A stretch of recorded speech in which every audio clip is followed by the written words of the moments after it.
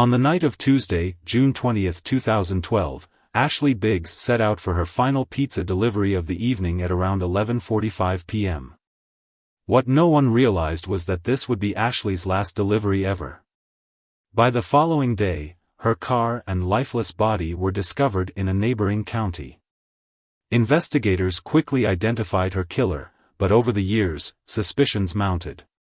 They began to believe Ashley's murderer hadn't acted alone. A jailhouse confession and a long-hidden secret recording would eventually bring a second suspect to justice, giving Ashley's family the answers they sought. Who had crossed paths with Ashley? What drove her killers to commit such a brutal act?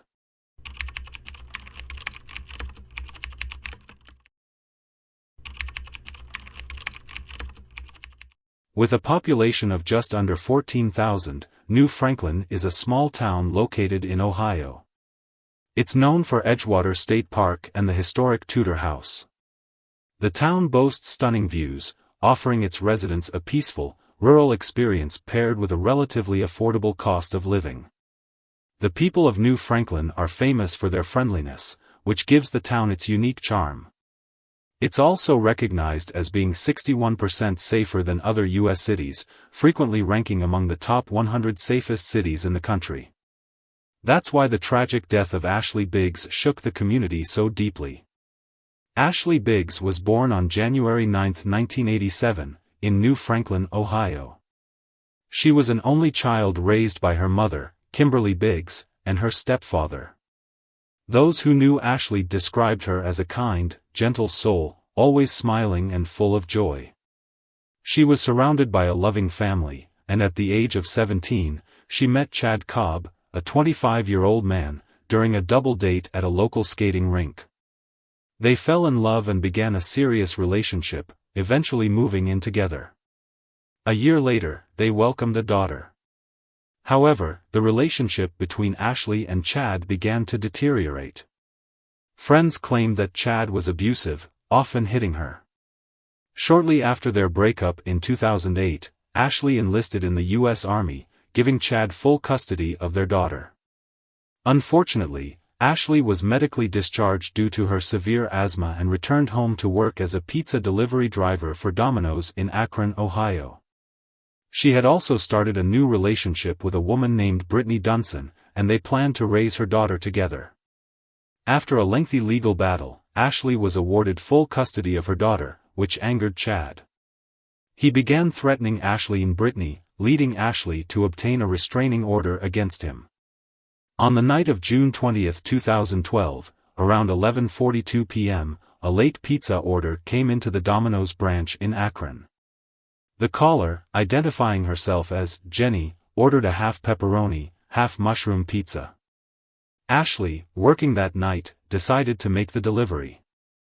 The address was located in a commercial area of New Franklin, and she was instructed to deliver the pizza at the back of the building. Ashley left just before midnight, and the staff expected her back within minutes as the delivery was nearby and the streets were quiet. However, over an hour passed with no sign of her return. Concerned, her manager called Brittany, who hadn't heard from Ashley either. The manager then contacted the New Franklin police to report Ashley missing. Officers arrived at Domino's around 1 a.m. to gather information. Just as they were speaking with the staff, Brittany arrived, visibly worried. She informed the officers about Ashley's troubled past with her ex, Chad. Police assured her that they would search for Ashley and headed to the delivery address, a dark and secluded area. The business there was clearly closed, but in the parking lot, they discovered a large pool of blood and scattered coins. It was no longer just a missing person case. Investigators believed that Ashley had been lured to the parking lot and ambushed, possibly by someone familiar with her schedule. They immediately began questioning Brittany, who revealed the intense custody battle between Ashley and Chad, and the restraining order Ashley had recently filed. Brittany was certain that Chad needed to be questioned. Police checked their records and discovered Chad's history of violence against Ashley, including an assault charge from 7 years earlier. Early in the morning on June 21, investigators arrived at Chad's house but received no response. However, a background check revealed that he owned a black SUV registered to an address about half a mile from the delivery site. Officers went to the new address, which belonged to Chad's grandparents. There, they found a black vehicle parked behind the property. When they approached the vehicle, they found a woman and 4 children inside. It was Chad's new wife, Erica. She was taken into custody, and the children were handed over to family members. As officers searched the property, they heard noises coming from a wooded area behind the barn. A search team ventured into the darkness and soon found Chad hiding in the woods, wearing camouflage. His clothes were stained with blood. Chad and Erica both refused to cooperate, but police were now certain something horrific had occurred. A search of the surrounding woods turned up a backpack containing a large knife, a neoprene mask, gloves, a taser, duct tape, and industrial zip ties, all near the area where Chad had been hiding. Blood traces were found on several of the items, deepening the suspicion of a brutal attack. It seemed like a dead end for the investigators, but they were on the verge of a breakthrough. After this discovery, they used helicopters and dive teams to search for any trace of Ashley or her vehicle. Despite their efforts, it seemed they had hit a roadblock until they received a call from a woman in a neighboring county. The anonymous caller mentioned that her house, situated on a hill, overlooked a cornfield. She had woken up and noticed something shiny near the edge of the field. Fearing that something suspicious was happening, she contacted the police. When investigators arrived at the scene, they found an SUV. It matched the description of Ashley Biggs' vehicle. As they inspected the interior, they discovered the body of a woman lying in the back seat. The scene was horrific. The victim had been bound at the wrists and ankles with industrial zip ties, and another zip tie was fastened around her neck. Her face had turned purple from lack of oxygen, and several taser wires were still embedded in her skin. She appeared to have been severely beaten as well. The woman was still wearing a pizza delivery uniform. Inside the car, there was an insulated pizza delivery bag and the untouched pizza from Ashley's last order. Investigators also found stickers from the deliveries made that night attached to the steering wheel. The body was removed and taken to the county coroner's office for proper identification. Investigators called Ashley's mother and asked if her daughter had any identifying tattoos. Kimberly confirmed that Ashley had 2 stars on the back of each arm and a tattoo on her navel. It was enough to verify that the body was indeed Ashley Biggs. Chad was arrested under suspicion of murder and refused to cooperate with investigators. He was taken into custody at the county jail. Erica, Chad's new wife, was allowed to return home, as there was no direct evidence linking her to Ashley's death at the time. On June 22, 2012, the chief medical examiner performed Ashley's autopsy. She determined that the cause of death was asphyxiation from the zip tie around her neck. The victim also showed signs of blunt force trauma to the scalp, face, and body, along with defensive wounds on her wrists and hands. Blood samples from Ashley were compared to the stains found on Chad's clothing and tools. It was a match.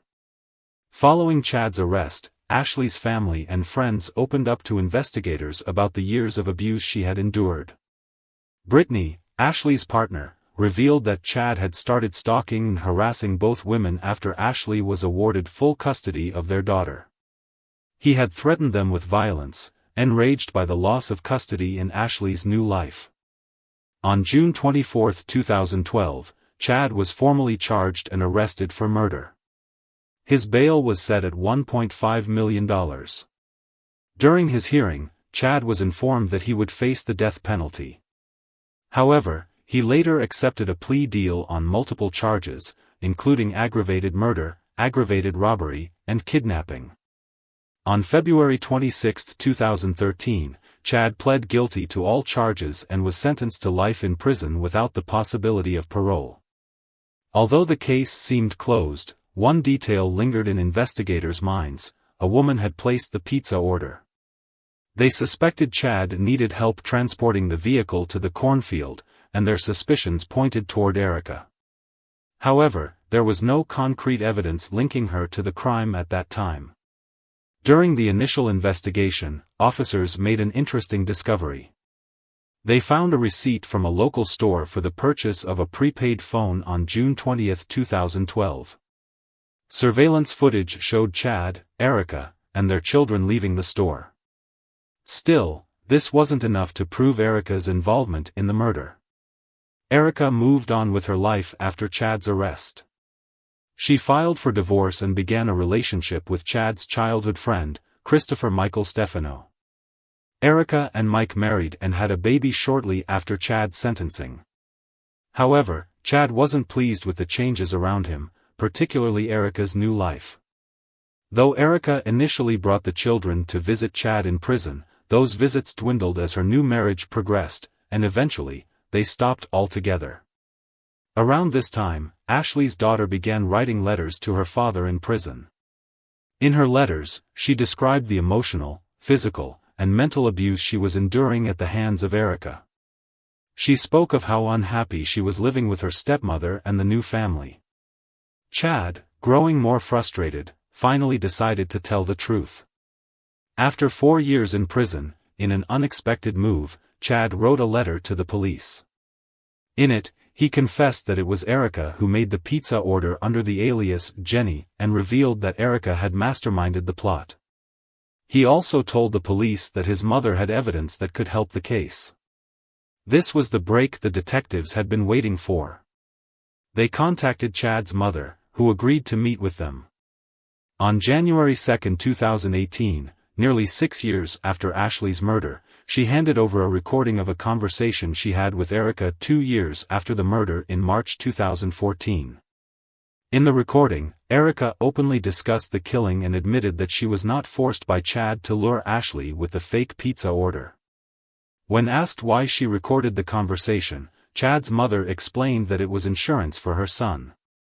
Investigators realized Erica had not only made an enemy out of Chad but also out of his mother. Tension between Erica and Chad's mother escalated when Erica started keeping Chad's children away from their grandmother. Piecing everything together, investigators concluded the following events led to Ashley Biggs' murder.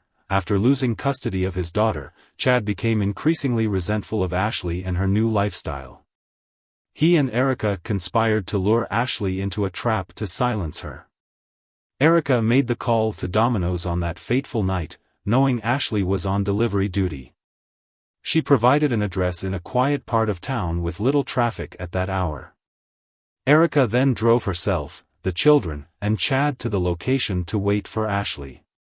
As Ashley arrived at the back of the building, where she was instructed to meet the caller, Chad ambushed her with a taser, leaving her defenseless.